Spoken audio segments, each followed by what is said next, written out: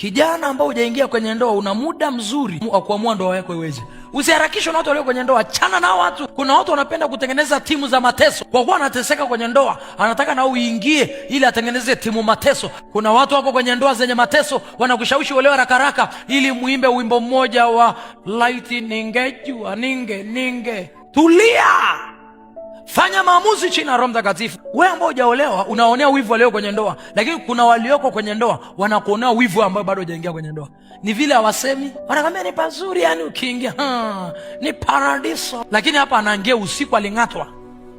Ndio maana hata wakati anakwambia ni paradiso, kuna saa hiyo paradiso inazama. Paradiso. Tulia, ziko ndoa ambazo ni mbingu hapa duniani,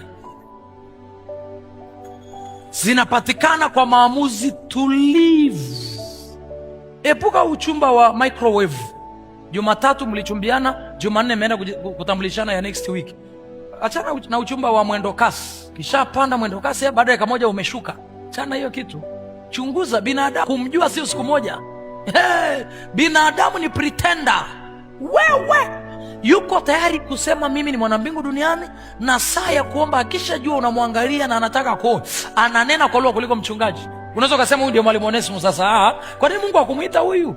Unaona, hata nikisema tu nyamazi, anabaki kusema yes, Roho wa Bwana, ndio sawa. Anaifanya saa hii, anamsikia Roho wa Bwana. Akisha kukamata kwisha, kwa sababu mnapendana. Leo tarehe 1, tarehe 16 mko kwa wazazi, tarehe 21 ndoa, tarehe 31 vita. Kwa hiyo hata na kwenye ndoa unaingia hivyo hivyo. Hello, how are you? I'm fine. Can I marry you? Why not? So wanapiga magoti, mnavalishana ringi tayari.